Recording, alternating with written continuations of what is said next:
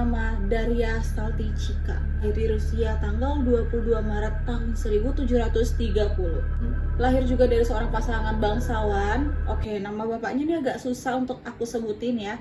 Namanya itu Nikolai Autonomovich Ivanov dan ibunya bernama Anna Ivanova. Daria Saltykova menikah dengan seorang bangsawan muda bernama Gleb Alexievich Saltykova, dan di mana bangsawan atau keluarga bangsawan Saltykova itu dari suaminya seorang bangsawan yang sangat terkenal pada zamannya dan banyak disegani oleh orang-orang dan juga kaum bangsawan lain. Dan dari hasil pernikahan Daria dan Gleb, mereka memiliki dua orang putra yang bernama Theodor dan Nicholas.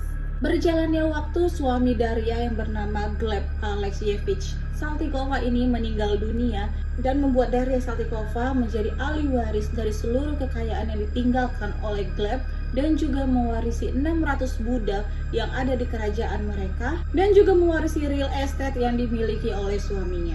Dan pada saat itu Daria Saltykova ini belum dikenal sebagai sebutan monster, karena pada saat itu orang-orang mengenalnya sebagai wanita yang sopan, yang santun, suka menolong, juga menjadi bangsawan yang sangat terpandang, dan membuat Saltykova ini menjadi contoh salah satu bangsawan yang memiliki jiwa empati yang sangat tinggi karena suka membantu dan menyumbang ke biarawati dan suka pergi ke gereja. Nah, jadi kapan ya tiba-tiba si Saltykova bisa berubah menjadi monster yang sangat amat mengerikan dan berubah menjadi pembunuh berantai? Alasan utama dari pembunuhan berantai dan penyiksaan yang dilakukan oleh Daria adalah karena motif sakit hati. Jadi setelah ditinggalkan oleh suaminya, dia ini kan sibuk mengurus juga hal-hal yang berhubungan dengan negara mereka, kerajaan mereka, dan dia juga mengurusi dua orang putranya. Tetapi pada saat itu dia bertemu dengan seorang pemuda yang dimana bisa membantu membangkitkan rasa semangat di dalam dirinya untuk menjalani hidup. Dia bertemu seorang pemuda bernama Nikolai Yuchev. Tapi di saat hubungan mereka ini berjalan dengan semestinya, mereka ini saling menyayangi, ternyata Nikolai ini punya pacar lagi di belakang Daria. Jadi ini semacam ada pelakor, dan pacarnya si Daria ini yang bernama Nikolai malah diam-diam menikahi selingkuhannya yang umurnya jauh lebih muda dari Daria dan juga dari Nikolai. Saat itu Daria itu nggak tahu, tapi akhirnya kabar ini didengar oleh Daria, mungkin dari para pelayannya yang memberitahu kepada Daria bahwa baru saja berlangsung pernikahan Nikolai dengan kekasih mudanya. Sakit hatilah si Daria ini, dan dia mulai kayak, kok bisa si Nikolai ini kayak gini ke aku saat aku membuka hati. Dan Daria nggak tinggal diam, dan Daria menyuruh seorang pelayan prianya untuk membunuh Nikolai dan juga istrinya dengan cara mengebom rumah mereka. Tetapi saat itu pelayan pria itu menolak karena alasan takut untuk membunuh seorang bangsawan, karena itu risiko yang sangat amat besar. Malah nanti si pria ini atau pelayan ini bisa mendapatkan hukuman juga. Jadi dia bilang ke Daria, aku cukup takut untuk melakukan itu. Aku cukup takut nyonya untuk membunuh seorang bangsawan karena aku hanya seorang pelayan. Maka dari itu mereka tidak jadi membunuh si Nikolai dan istrinya dengan cara mengebom. Putar otak lagi lah kan si Daria ini, dia kira-kira kayak gimana ya aku mau membunuh mereka. Tapi ternyata pelayan pria ini memberitahu ke si Nikolai kalau misalnya si Daria ini mau membunuh dia dan juga istrinya. Sontak aja lah di situ juga Nikolai kaget, dan juga istrinya langsung kayak mikir, kita harus keluar dari sini, kita harus keluar dan kita harus melarikan diri, jangan sampai kita dibunuh oleh si Daria. Akhirnya pada malam hari pergilah si Nikolai dan istrinya ini untuk kabur dari area situ. Mereka pergi ke daerah tempat tinggal dari keluarga Nikolai yang berada di Moskow, dan kemudian terdengar kabar juga oleh Daria, dan Daria memiliki ide untuk membunuh mereka dengan cara mencelakai kereta yang ditumpangi oleh Nikolai dan istrinya. Tapi tentu saja rencana itu gagal. Karena apa? Karena pelayan ini masih tahu lagi, ngadu lagi ke Nikolai kalau kau itu mau dibunuh lagi loh sama istrimu lewat kereta. Jadi sebaiknya kau pergi itu diam-diam banget sampai nggak kedengar oleh siapapun. Akhirnya rencana itu gagal, dan pergilah Nikolai dan istrinya dari tempat kerajaan tersebut pergi ke rumah Nikolai yang ada di Moskow. Jadi ini ngebuat si Daria ini kesel kali lah kan. Dia nggak berhasil membunuh si Nikolai sama istrinya. Jadi kayak, ih kalian itu udah mengkhianati aku, kalian tuh pantas mati. Sampai akhirnya sakit hati itu terus berlangsung dengan kekejaman yang akan dia lakukan. Aku bakal kasih tahu.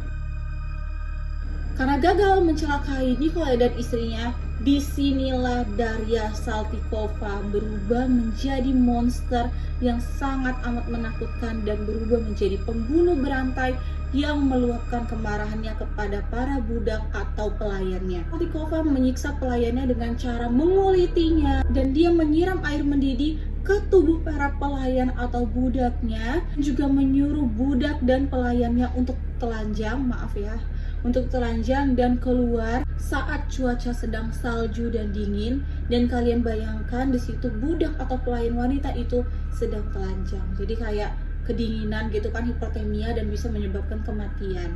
Semakin muda usia dari budak atau pelayan, semakin dia ingin menyiksa wanita tersebut.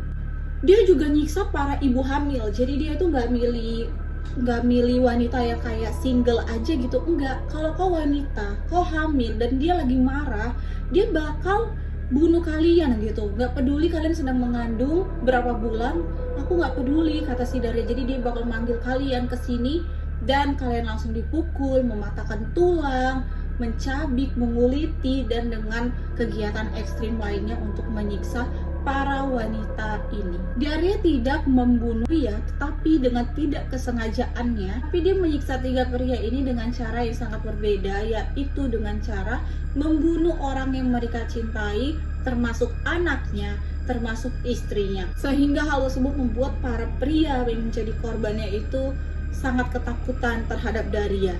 Tidak tinggal diam, salah satu pelayannya dan juga para saksi melaporkan kegiatan jahat ini kepada pengadilan, tetapi pengadilan tidak mendengarkan karena Daria memiliki koneksi yang sangat baik kepada pengurus kerajaan yang ada di pengadilan. Jadi setiap orang yang melakukan keluhan bahwa Daria ini melakukan kekerasan, penganiayaan, bahkan juga ada yang meninggal di perkarangan tanah dia, orang-orang di pengadilan tidak akan percaya karena mereka mengenal Daria merupakan seorang bangsawan yang sangat sopan, santun, dan sangat baik. Jadi semua keluhan itu ditolak oleh pihak pengadilan. Penangkapan Daria Saltykova. Penangkapan ini terjadi pada tahun 1762 di mana pelayan Saltykova yang sedang disiksa berhasil kabur, dan tenang aja, dia nggak lapor ini ke pengadilan, tapi dia melaporkan perbuatan Saltykova yang sangat keji ini kepada ratu yang baru dan menceritakan semuanya. Dia melihat juga pelayan ini sangat compang-camping dan menyeramkan bentuknya karena sudah disiksa oleh Daria Saltykova, dan tentu saja ratu langsung melaporkan kepada pihak yang berwajib dan mereka melakukan penyelidikan terhadap Daria Saltykova di kediamannya. Pada saat itu ditangkaplah dan diadililah si Daria Saltykova ini dan dilakukanlah penyelidikan oleh pihak yang berwajib, dan didapatilah 38 orang wanita sudah menjadi korban dari Daria Saltykova. Tetapi sebenarnya ada juga 100 korban lainnya yang masih dalam investigasi pada saat itu. Dan selanjutnya datang lagi 2 orang petani yang sedang disiksa, dan mereka salah satu korban yang istrinya itu yang aku bilang tadi sudah dibunuh. Jadi dia ada memiliki 3 istri dan istrinya ini sudah dibunuh gitu ya sama si Daria Saltykova karena dia itu marah kepada pria tersebut. Jadi si 2 petani ini lari ke ratu, yaitu Ratu Catherine II, dan pada saat itu Ratu Catherine II mengambil tindakan yang sangat bagus, yaitu dia langsung ke pengadilan untuk melakukan investigasi lanjut ke kediaman Daria Saltykova. Ratu Catherine II mengadili Daria Saltykova tepat di depan publik untuk menunjukkan bahwa seorang ratu memiliki wibawa untuk mengadili bangsawan lain yang memiliki kasus pembunuhan ini di depan publik. Jadi si Ratu Catherine ini nunjukin juga keadilan dia sebagai ratu di depan masyarakat. Dan akhirnya Daria Saltykova dinyatakan bersalah pada tahun 1762, ditahan 6 tahun penjara, sementara para penyelidik juga masih melakukan penyelidikan yang berlanjut di kediamannya tersebut. Dan kasus ini masih berlanjut, diadili, diinvestigasi, dimintalah keterangan saksi oleh para penyelidik di pengadilan mereka. Tetapi para saksi ini takut untuk mengungkapin semua kesadisan dari si Daria Saltykova ini.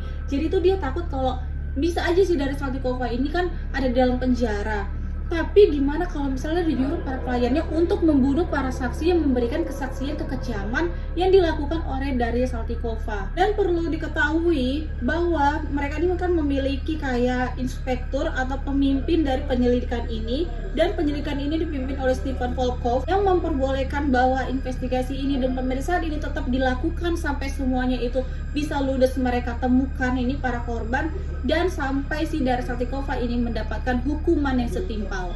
Nah, pas dilakukan penyelidikan, pasti kan ditanya orang penyidiknya itu kayak, apa sih Daria Saltykova ini memiliki gangguan nggak ya? Karena kayak ini tuh nggak normal dilakukan oleh para manusia, khususnya seorang wanita gitu, bisa membuat suatu kekejaman yang seperti ini, menguliti, menyiksa, mematahkan tulang, dan menggantung, dan lain-lain. Itu hal yang sangat tidak lazim. Jadi diceklah kesehatan mentalnya, dan tidak ada satupun penyakit mental yang diderita oleh Daria Saltykova.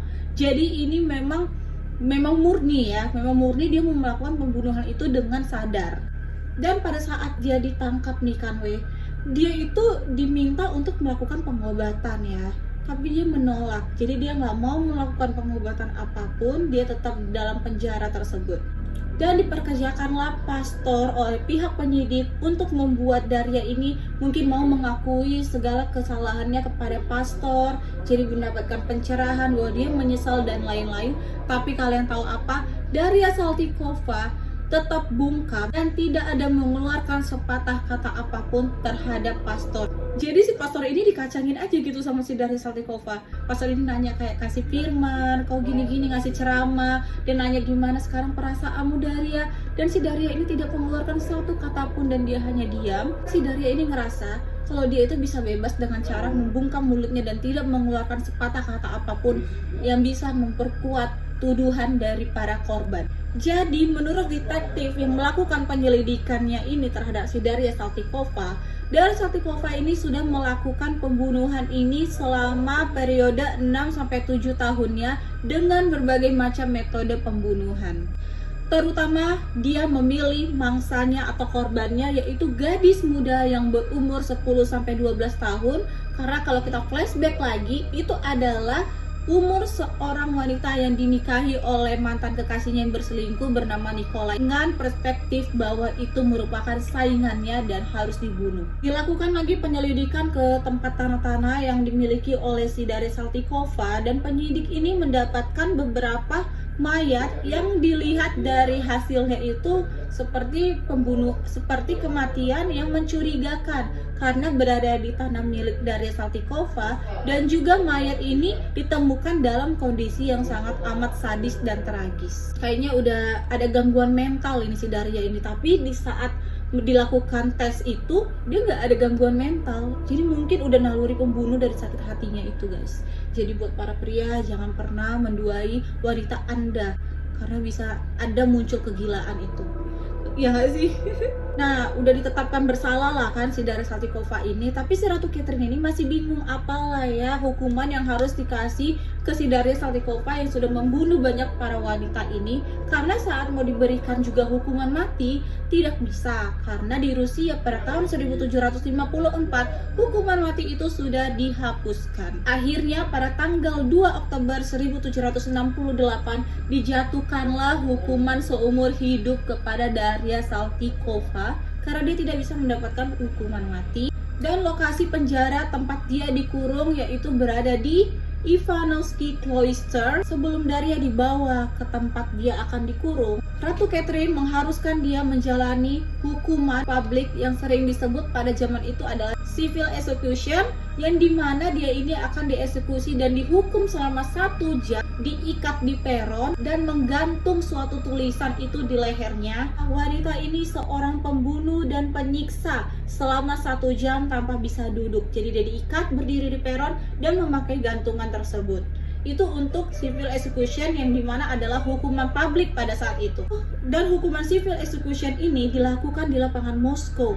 Wow, berarti si Nikolai sama istrinya ngelihat hukuman yang diberikan ke Daria Saltykova ini di depan mata mereka kali ya. Karena kan si Nikolai ini kabur sama istrinya ke tempat mereka yang ada di Moskow. Berarti mereka bisa ngelihat si Daria Saltykova ini di lapangan Moskow.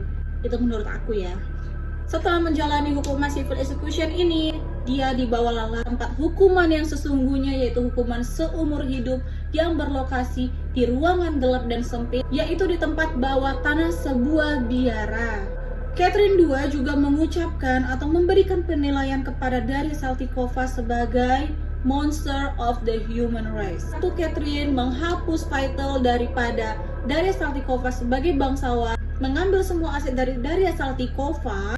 Juga yang paling sangat amat aku kagumi dari Catherine II ini, dia menghapuskan panggilan julukan wanita kepada Daria Saltykova karena dia menganggap seorang wanita itu sangat amat tidak mungkin melakukan hal yang dilakukan oleh Daria Saltykova, sehingga dia menyuruh masyarakatnya untuk memanggil dia dengan sebutan he atau seorang pria. Jadi kalau kalian bisa bermain nih ya, imajinasi kalian, dia ini dikurung di bawah tanah ruang biarawati yang dimana ukurannya itu sangat sempit dan dibilang di situ sama sekali tidak ada pencahayaan, dan mereka itu menempatkan penjaga 24 jam untuk memantau Daria Saltykova.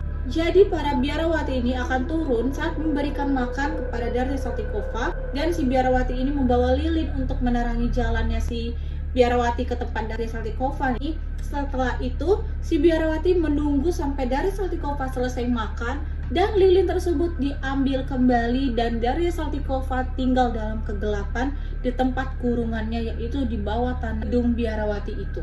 Dan saat berlangsungnya hukuman itu, keputusan kerajaan ini ada yang baru. Dia memperbolehkan Daria Saltykova untuk mengikuti ibadah dan mendengar ceramah daripada pendeta, tetapi Daria Saltykova ini tidak boleh memasuki daerah gereja bersama para masyarakat atau warga sipil lainnya. Jadi pihak kerajaan ini membuat suatu ruangan sendiri untuk tahanan yang bernama Daria Saltykova ini untuk mendengarkan ceramah. Baik juga sih kerajaannya ngasih kayak gitu. Kirain ya udah dikurung aja, nggak usah dengerin ceramah. Tapi oke lah ya kayak gitu. Daria Saltykova telah menghabiskan sebanyak 11 tahun kurungan di dalam ruangan bawah tanah tersebut tanpa bisa melihat pemandangan, tanpa bisa menghirup langsung udara di luar gedung. Itulah yang dia dapatkan selama 11 tahun.